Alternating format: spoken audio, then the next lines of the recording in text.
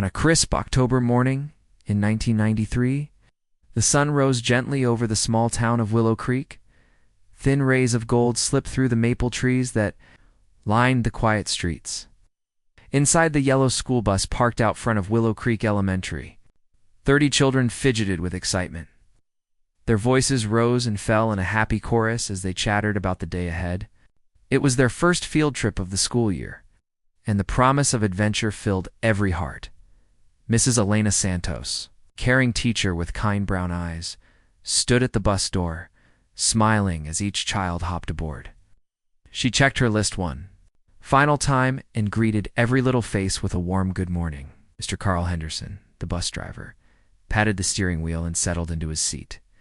He had driven that same bus for 15 years and knew its every rattle and hum.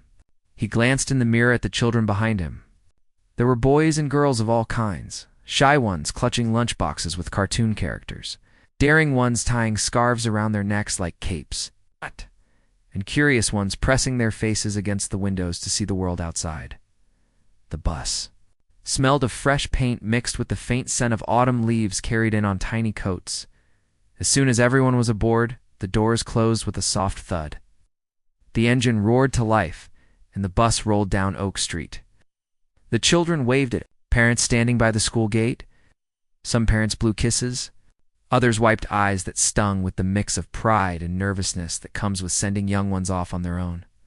In the back rows, best friends giggled over shared jokes. In the front, Mrs. Santos reminded everyone to keep their seatbelts fastened and their voices at a safe level. The road curved past fields of golden wheat that had just been harvested. A cool breeze drifted in through open windows, carrying the earthy scent of fallen leaves. The children guessed at the shapes they saw.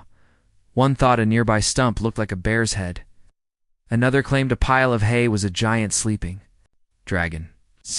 Laughter echoed through the bus, and for a moment all worries of the world felt miles away. After about 30 minutes, the bus turned off the paved highway onto a narrow dirt road.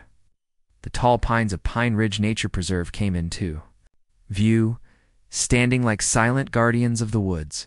Moss carpeted the forest floor. Shafts of light flickered between branches overhead. Mr. Henderson slowed to a crawl, navigating past jagged rocks and shallow puddles that reflected the sky. Excitement bubbled among the children as they saw. Deer tracks pressed in the soft mud and listened to birds calling overhead.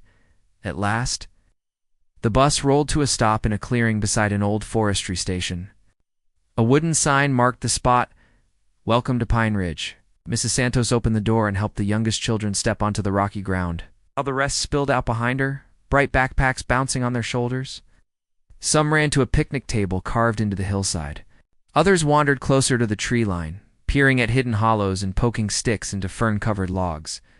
The teacher gathered everyone near the table, her voice gentle but firm. She reminded them of the ground rules. Stay within sight of an A. Adult, speak up if they needed help, and remember to drink water. She handed out snack bags and handed her walkie-talkie to a parent chaperone, Mr. Lopez, who nodded solemnly.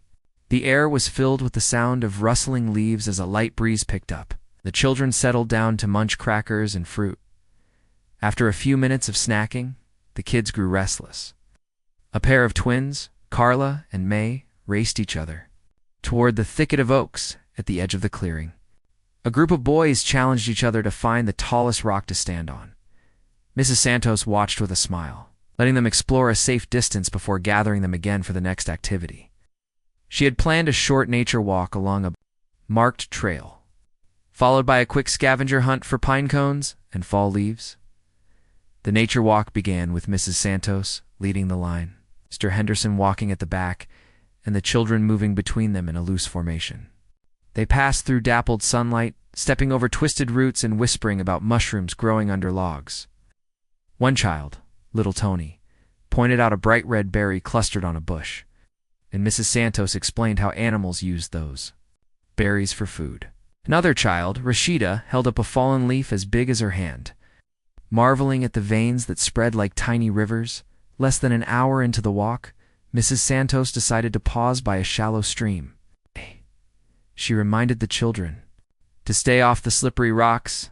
Some knelt by the water's edge, watching minnows dart beneath its surface. A few tried skipping stones, giggling when their stones sank instead. It was peaceful, almost magical. Yet as the minutes passed, the teacher grew uneasy. She glanced at her watch, then at her list. 30 names she had written in neat rows, each with a little checkbox. She counted the children around her aloud, her voice steady.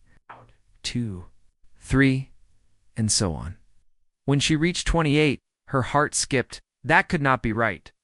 She scanned the forest floor and saw 2 empty spaces in the line of smiling faces. Her stomach tightened.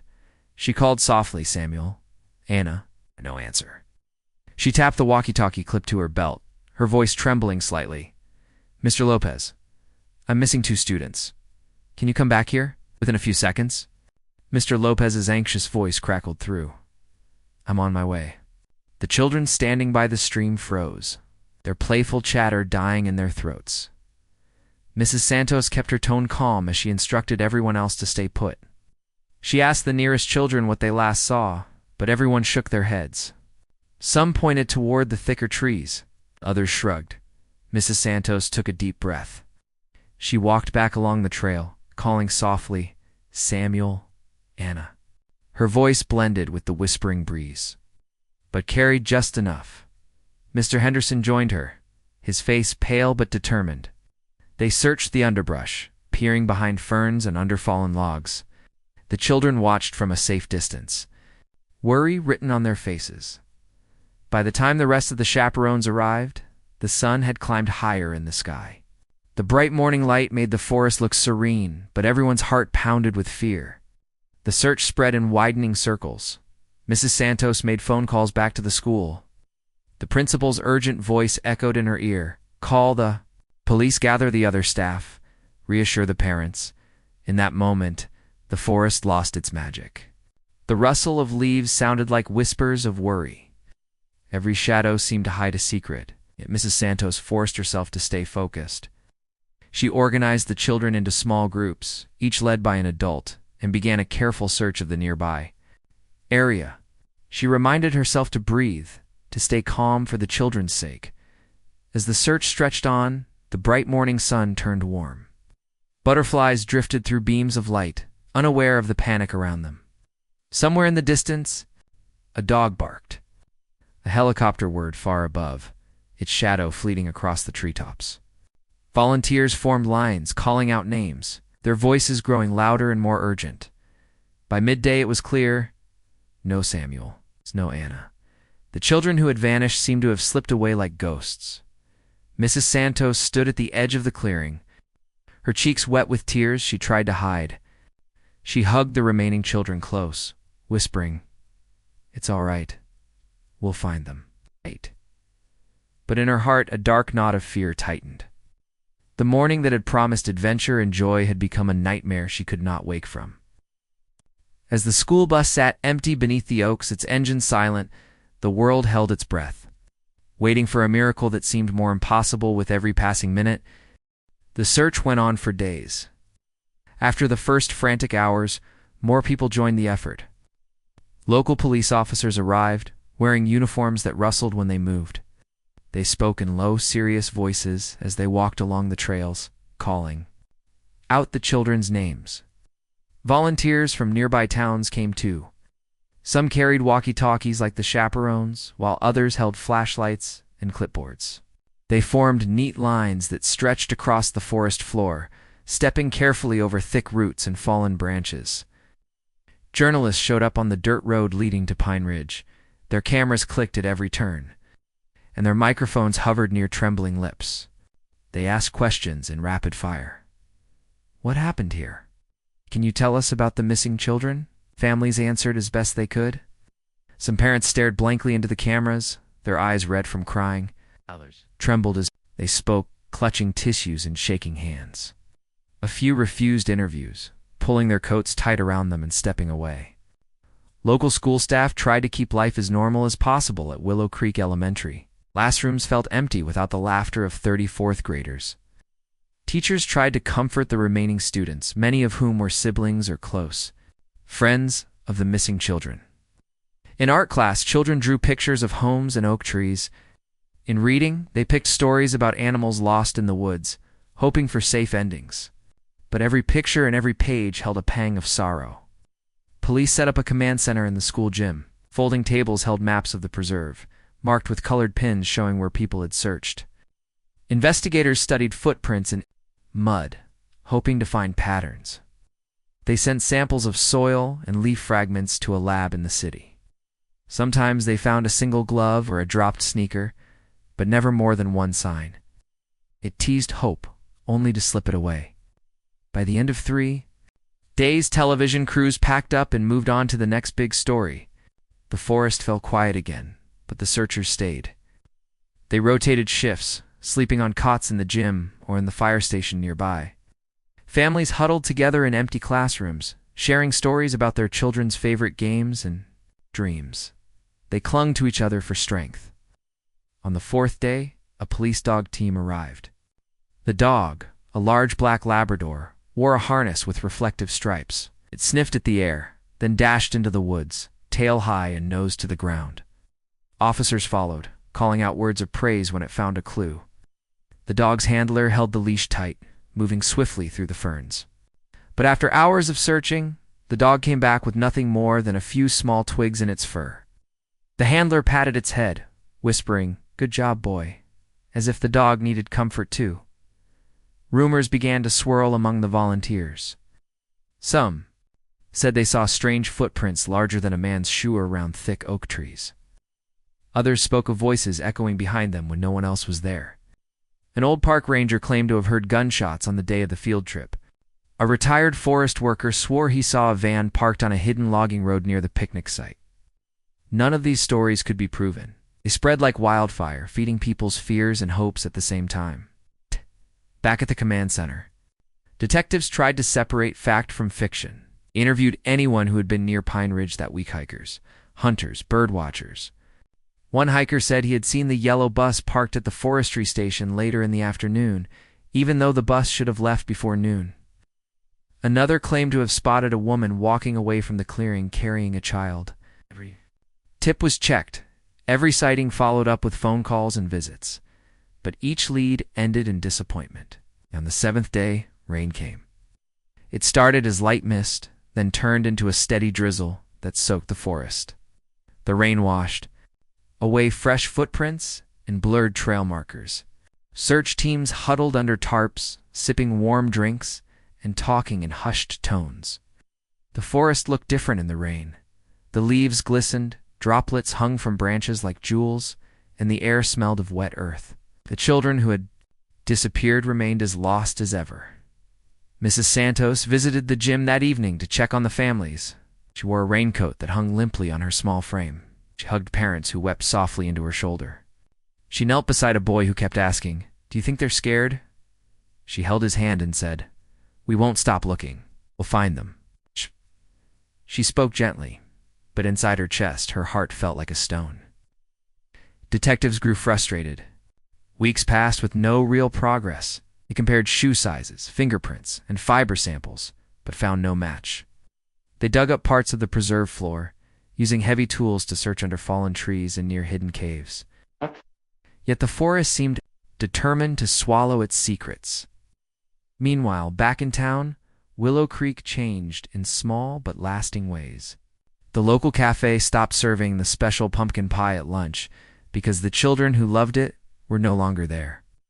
The corner grocery store kept an empty shelf where the kids' favorite snack bars had always been displayed. Who once waved at each other on morning walks now passed in silence, their eyes downcast.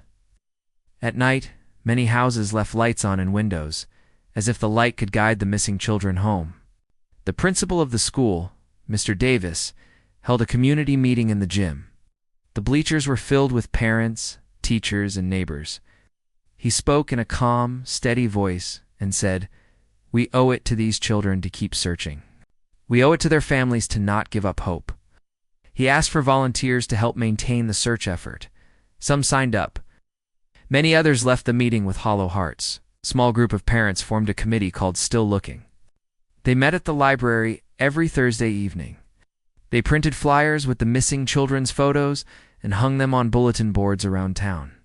They organized late-night drives to the preserve, shining headlights into the trees and calling each name. At home, they kept their children's rooms intact, beds made, toys in place, backpacks hanging by the door, waiting for their return. Time did not heal the wound. It only made its edges sharper. Months turned into a year, and the search became part of Willow Creek's story. Every anniversary, the school held a quiet ceremony. 30 lanterns lined Oak Street outside the school, each flickering in the cool October air. Mrs. Santos, now wearing a simple black dress, placed a bouquet of daisies in front of each lantern. She whispered each child's name one by one until her voice cracked and tears fell. Years later, the story of the missing field trip became a tale parents told their children as a warning. Stay close on trips, they would say. Listen to your teacher. Your students at Willow Creek Elementary heard the story during safety lessons. Older kids mentioned it in hushed tones as they passed the old forestry station on class outings. The memory of that day in 1993 lingered like a shadow at the edge of every forest path, yet among the sorrow, hope glimmered. Every so often, someone reported sighting an adult who looked familiar, living in a different town with no memory of childhood friends or family. Detectives checked birth records and school enrollments, but always struck out. They kept files, thick with names and photos and promises to follow up. People in Willow Creek learned to live with uncertainty. They laughed again during autumn fairs, and children played in the park, their voices rising like birdsong. Yet the empty seats on the old yellow bus remained in their minds. They spoke of it with respect and caution. They believed that one day, the missing children might walk back into town, broken but alive, with stories to tell. And so the search faded from headlines, but never from hearts. Every year brought renewed vigilance, a new flyer, a fresh news segment, a hopeful tip from someone who swore they saw a grown-up with the face of a child they once knew. The town held its breath each time, longing for a miracle to break the silence. But as the seasons turned, the forest kept its secret. And the 30 children who vanished in 1993 stayed lost beneath the whispering pines. Time passed, and life in Willow Creek took on a new rhythm. The missing children remained absent, but the world moved forward. As it always does, Mrs. Santos found herself teaching other classes, but she never forgot those 30 young faces. Every morning, she walked past the empty bus seats in the school parking lot and felt a small ache in her chest. The seats sat in rows, covered by a thin layer of dust and fallen leaves whenever autumn arrived. Mr. Henderson finally retired from driving the bus. He spent his days quietly at home, tending his small garden, planted bright marigolds and tall sunflowers where the bus used to park along his route. When the wind blew, the flowers bent in the breeze, as if bowing to the memory of his old passengers. He kept the bus keys in a locked box on his shelf, afraid that if he touched them again, he would feel the weight of that morning all over. In town, the parents of the missing children formed a special support group. They called it Hearts in Hope. At first, they met in the school library, surrounded by shelves of books and the soft hum of fluorescent lights. Later, they moved their meetings to the cozy back room of the local cafe. There, they gathered around a long wooden table, sipping hot tea and sharing memories. Each parent brought something special: a photograph, a sweater, a toy, or a small note written by their child before the trip. Some parents found comfort in talking with one another. They laughed when they recalled the children's favorite games. They cried when they remembered bedtime stories or silly songs. They held each other's hands through the tears. They drew strength from knowing they were not alone in their sorrow. But they also carried a quiet fear that hope might slip away if they ever stopped looking. Willow Creek Elementary held a special memorial each October. The gymnasium was decorated with colorful paper leaves, each bearing a child's name. The remaining students wrote messages on the leaves, promises to remember, drawings of trees, little hearts. The lights were dimmed and candles flickered on the stage. A soft violin played in the background. Teachers spoke gently about bravery and remembrance. Families lit candles for their children, warmth of the flames brought both comfort and pain. Comfort because their children were honored, pain because their absence was real. Outside the gym, one lone yellow school bus sat on display. It was the same bus that had carried the children in 1993. The school had restored its paint and polished its wheels. Inside, 30 small backpacks hung on hooks by the windows. Teachers placed 30 pairs of shoes by the door. It was a silent tribute to the young lives that had vanished. Every year on that bus, school children left flowers for the missing.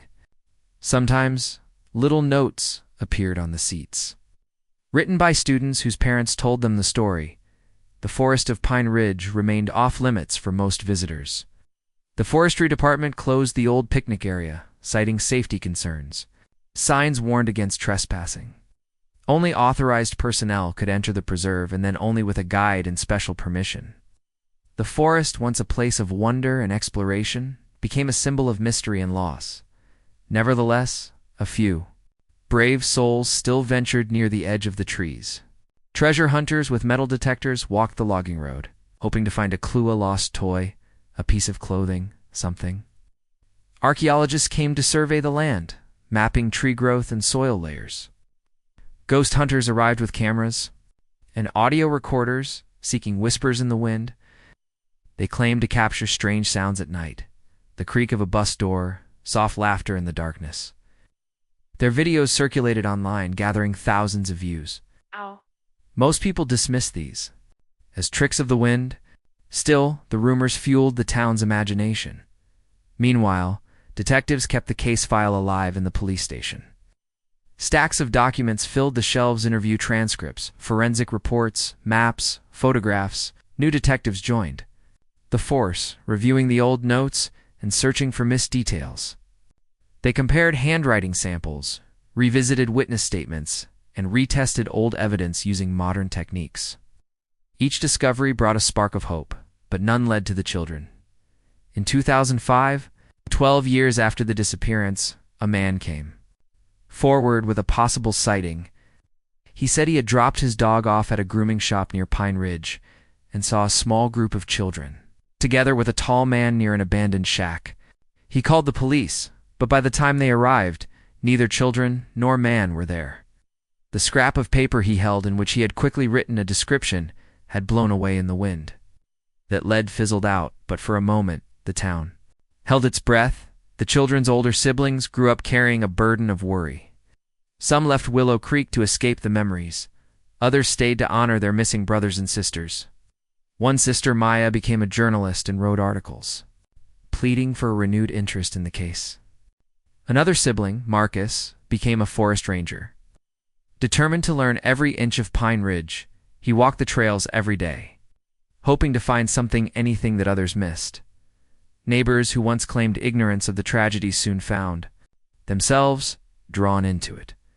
Mrs. Vega, who lived down the street from the school, began cooking extra dinner every Thursday and delivering meals to the parents still searching. Mr. Patel opened a small lending library filled with books on forensics. In missing persons cases, children donated their old toys to be cataloged and photographed, in case they matched something found in the woods. Despite the community's efforts, a sense of unease lingered. Every stray dog that wandered home brought a moment of fear. Unidentified footstep near the school at night caused a moment of panic. Even the sound of a bus engine on the main road made hearts skip. Willow Creek could never forget. Yet in the midst of uncertainty, small acts of kindness shone like beacons.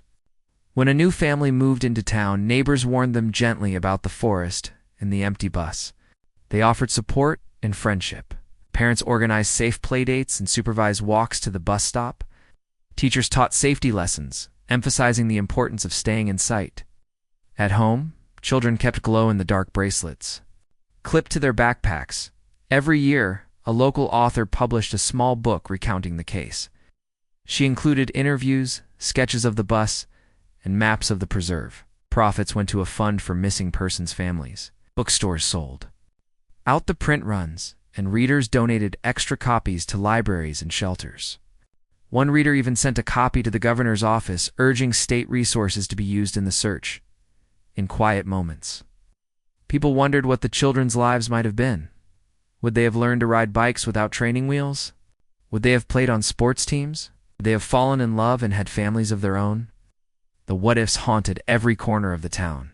Teachers imagined the children now grown somewhere, living lives no one knew about. On the 31st anniversary of the disappearance, a new clue emerged. A retired logger recalled seeing the bus parked off the trail on the edge of the preserve back in 1993 later in the afternoon than expected. He remembered it because he thought the driver was lost. That memory sparked a fresh search in that area. Teams scoured the ground for metal or plastic fragments from the bus, combed the marshy edges, and dug small trenches. It was hard work, but for some families, it felt like the first step toward recovery. The search ended when the ground grew too unstable and the weather turned cold. Still, the effort lifted spirits, showed that after so many years, people still cared. It reminded Willow Creek that hope never dies completely, and so the town continued. Every morning, the bus seats waited for children who never returned.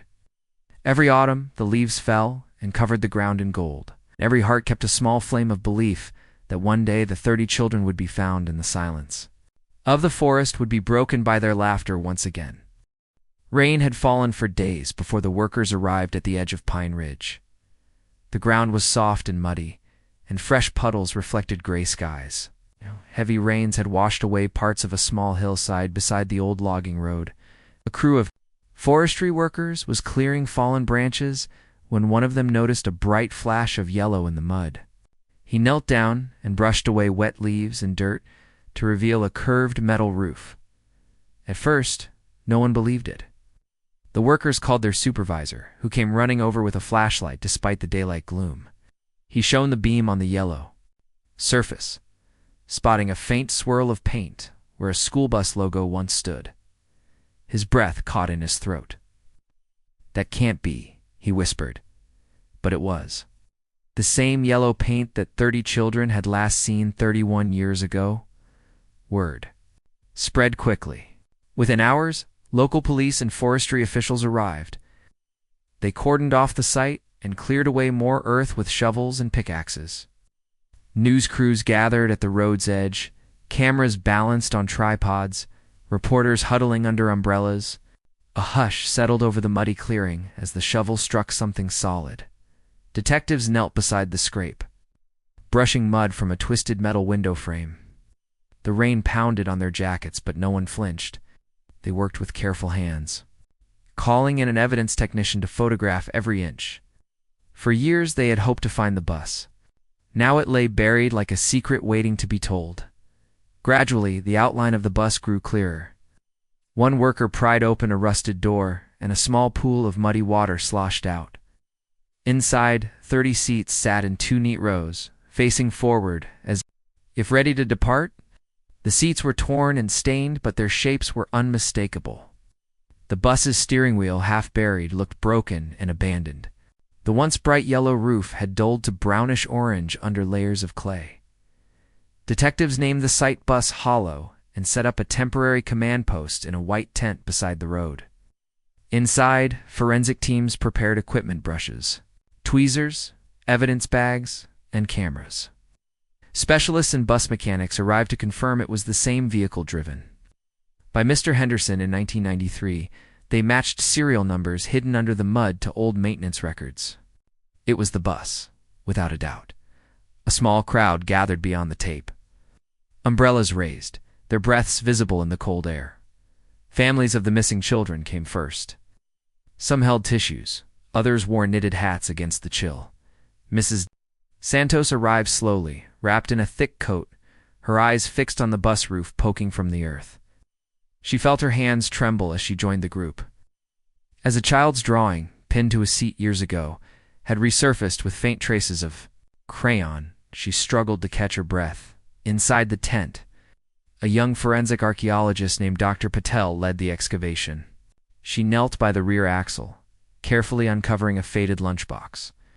Its metal lid was rusted shut, but she pried it open gingerly. Inside lay a half-eaten sandwich and a plastic water bottle, cracked but intact. Next to it, she found a small, pink shoe, its laces brittle. She placed each item into labeled bags, her movements steady, though her eyes glistened. Outside, reporters whispered among themselves. Could the children still be inside? One asked quietly. There's no sign. Of anyone, another replied. Police had already searched the bus's interior with flashlights and cameras. No remains, no bones, no bodies. It's only fragments. A torn notebook page, a single glove, a broken pencil. The items were carefully collected, but none held the answers. Families longed for. Still, the discovery of the bus renewed hope. Detectives believed it had been driven off the main trail, then buried by a mudslide or deliberate covering. They theorized someone had tried to hide it, but why? Theories swirled. Perhaps the bus had been stolen by someone unfamiliar with the roads, then abandoned when it got stuck. Or maybe a storm had sent it tumbling off the embankment. No one noticed for years. Mr. Henderson, long retired and living quietly in town, came to the site as the sun broke through dark clouds. He stood at the back of the bus, his gray hair ruffled by wind. He ran a hand along the mud-caked window edge where he had looked at children laughing. He remembered that morning as if it were yesterday, the thrill of the trip, the children's voices like songbirds. Now the silence felt deafening. Over the next week, teams used cranes and flatbed trucks to lift the bus fully from the ground. The ribs of its frame creaked as it rose, metal groaning under the strain. The bus was placed on a trailer, wheels, removed for safety, and escorted slowly to a secure warehouse behind the police station.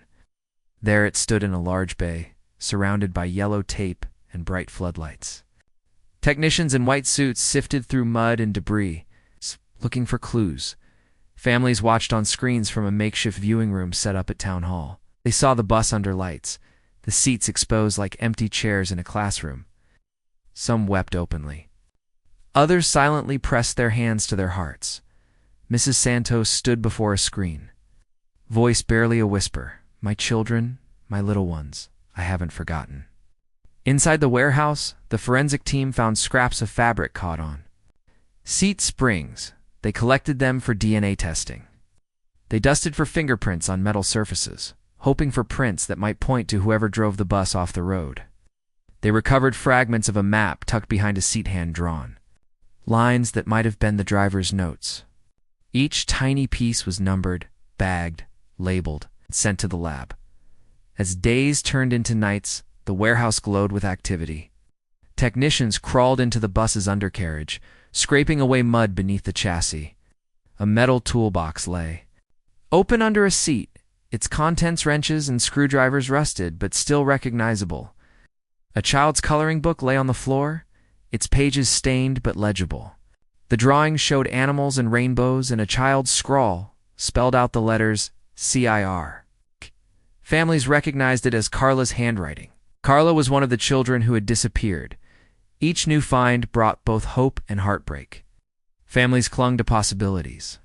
If Carla's coloring book was here, perhaps others were too, and perhaps some children might have survived somewhere waiting to be found. Yet the question remained, where were their children? And why had the bus been hidden so deeply? Leaders held a community meeting in the town auditorium. The room buzzed with anticipation as police and scientists presented preliminary findings. Large photographs showed the bus being uncovered and items laid out on tables. Dr. Patel explained. We have materials for analysis, and we're working with state labs. This is just the beginning. She paused, looking at the families gathered. In the front rows, we promise to follow every lead. After the meeting, families lingered, touching the photographs and comforting one another. Mrs. Santos circled the edges of the stage, tracing her finger along a photo of that stained coloring book. She whispered a quiet prayer, hoping that even after all these years, her children could be found and brought home. As the press left and the town's lights dimmed for the night, the warehouse remained brightly lit. Inside, the bus sat silent and empty, a time capsule of a moment frozen in 1993. The mud that had hidden it for decades now lay scattered on tables for study. Detectives and scientists worked side by side, determined to uncover the truth.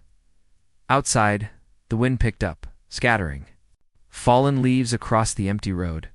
The forest beyond stood dark and still. But behind the warehouse doors, a new chapter of the search had begun. The buried bus was no longer a secret of the forest. Its discovery had reopened the questions that haunted Willow Creek for 31 years. Now, with modern forensics and renewed hope, the town believed that answers long delayed might finally come to light. The sun rose on another chilly morning in Willow Creek, its pale light streaming through the warehouse windows where the buried bus rested. Families gathered again, their faces reflecting both hope and weariness. For 31 years, they had waited for a sign, a shred of evidence that their children might still be out there somewhere. Now, with the bus uncovered and its contents sent away for testing, they clung to each other, waiting for answers that might finally set them free. Inside the warehouse, detectives and forensic experts worked with steady determination. They wore gloves and face masks as they lifted pieces of torn fabric, shards of broken glass, and faded papers from the seats. Each item was carefully cataloged, labeled with the child's name wherever possible. A torn corner of a backpack bore a distinctive star, patterned Marisol's favorite design. A single blue hair ribbon matched the one little Anna always wore. These objects felt like fingerprints of lost lives, each one a whisper from the past. Outside, Mrs. Santos leaned against a wooden crate, watching the activity with a quiet intensity. She wore a simple gray shawl, her hair tied neatly at the nape of her neck. When she had first heard about the bus's discovery, her heart had leaped at the thought of finding her students alive. Now, she reminded herself to stay calm, to trust the experts. Still, every time she saw a child's shoe or a crayon drawing, her breath caught. She closed her eyes and imagined the children smiling at her, safe and well. At midday, the lead detective invited the families into a small briefing room. They sat around a long table, cups of coffee in front of them. The detective's voice was low but firm. "We have sent all the material to the state lab," he said. "DNA tests, fingerprint analysis, and trace fiber studies are underway. We hope to have preliminary results in a few weeks. Till then, please know that we are treating every clue with the utmost care." A hush fell over the room. Some parents nodded, others pressed their hands together. One father, Mr. Chen, cleared his throat and asked softly, "Is there any chance they survived this long?" The detective met his eyes and said, "We can't rule anything out. The fact that the bus was hidden so well makes us think someone wanted to hide it, but we don't know why yet. We'll keep exploring every possibility." After the briefing, families wandered back to the main warehouse. They traced their fingers along the bus's muddy frame, touching letters of the old logo where the yellow paint still peeked through. Some left flowers at the wheel wells. Others whispered the missing children's names. Maya, the journalist's sister, knelt by the bus door and left a small notebook with blank pages. An invitation for their children to write their own stories if they ever returned. Outside the warehouse, a gentle breeze rustled fallen leaves along. The road, the forest beyond remained quiet, as if waiting to. In the distance, Mr. Henderson arrived, leaning on a cane. His face was lined with age and sorrow, but his eyes shone with purpose. He walked slowly up the ramp to the bus and ran, his hand over the roof where mud still clung.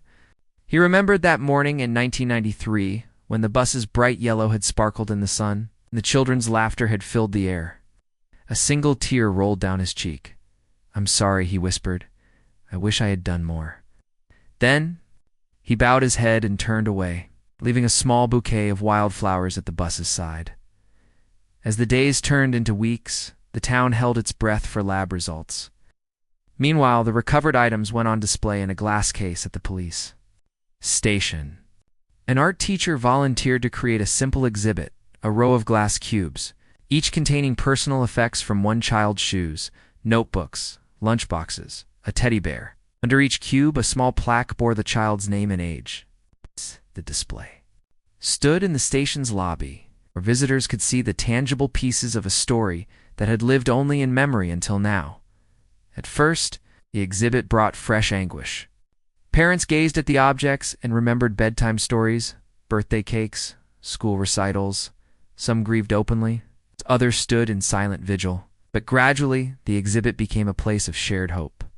Visitors left notes on a nearby board. Holding you in my thoughts, may you find your way home. Your story is not forgotten. Strangers donated small tokens, flowers, drawings, single red balloon tied to the case's handle. In the evenings, Mrs. Santos returned to the school parking lot where the old bus seats still sat empty. She lit 30 small lanterns and placed them on each seat, their soft glow casting shadows on the pavement. She whispered a story about each child, a laugh they shared, a question they once asked, a moment of kindness. As the lanterns flickered, in the dark she felt the warmth of their memory fill the air. One night, as she knelt by the seats, she heard soft footsteps. She turned and saw a young girl standing at the edge of the lot, her face hidden in the shadows. Mrs. Santos rose slowly and called gently, "Hello there. Can I help you?" The girl took a hesitant step forward. "I found your drawing," she stammered, holding out a scrap of notebook paper. Mrs. Santos recognized the brown crayon scribble, Samuel's effort from that long-ago trip. Her hands trembled as she took the paper. "Where did you get this?" she asked, voice quivering. The girl shook her head. I don't know. It was just here, by the old oak tree." Mrs. Santos's heart pounded. She thanked the girl and watched her disappear into the night. In her hand, the drawing felt like a pulse proof that someone, somewhere, remembered those children as they were. It sparked a new investigation around Pine Ridge's old oaks, even though it was just a faint lead. But to Mrs. Santos and the families, any sign, no matter how small, was precious. Meanwhile, the forensic lab delivered its first results. A DNA match linked a hair fiber from the bus's backseat to one of the missing children's living relatives. The announcement was made quietly, in a closed meeting, to protect privacy. But word leaked, and hope flared like wildfire. It meant that at least one child's DNA survived the years buried under mud and roots. If a match could be so clear after decades, maybe more would follow. Detectives assembled the families again in the briefing room. They explained that the matching DNA proved the bus had indeed carried the missing students. But it did not reveal where the children were now. However, it meant they could eliminate theories that the bus belonged to someone else. It was a small victory, but a real one. Parents hugged each other, tears of relief and sorrow mingling on their cheeks into the late summer. Teams of divers explored a nearby pond where a small brook met the forest floor. They scanned the muddy bottom, searching for any trace that might have rolled downhill.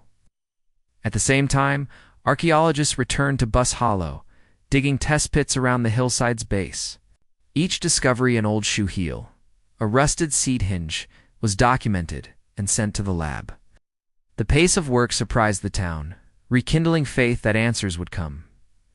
At home, families held on to daily routines as best they could.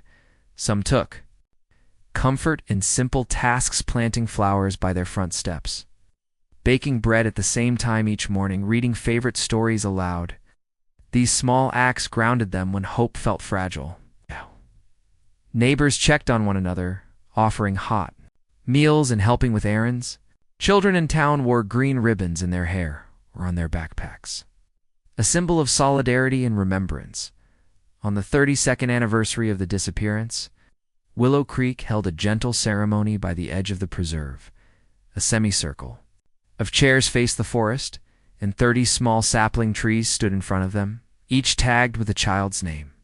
Families, friends, teachers, and neighbors gathered at dusk. Mrs. Santos gave a short speech. "We plant these trees not to close the book, but to grow new hope. As these saplings reach for the sky, so do our hearts reach for the day when these children return." One by one, they watered the saplings, their tears mingling with the soil.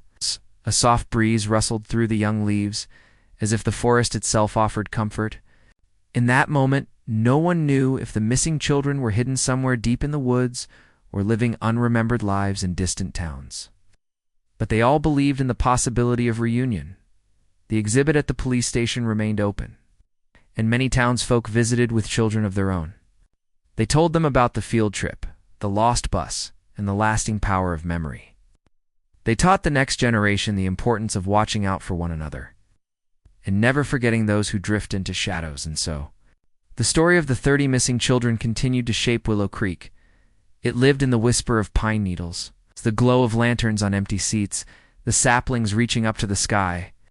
It hung in the museum-like display of personal items and echoed in every heart that refused to let hope die.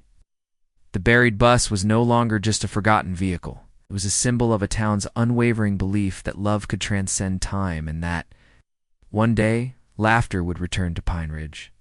Nature Preserve carried on the wind like a gentle promise.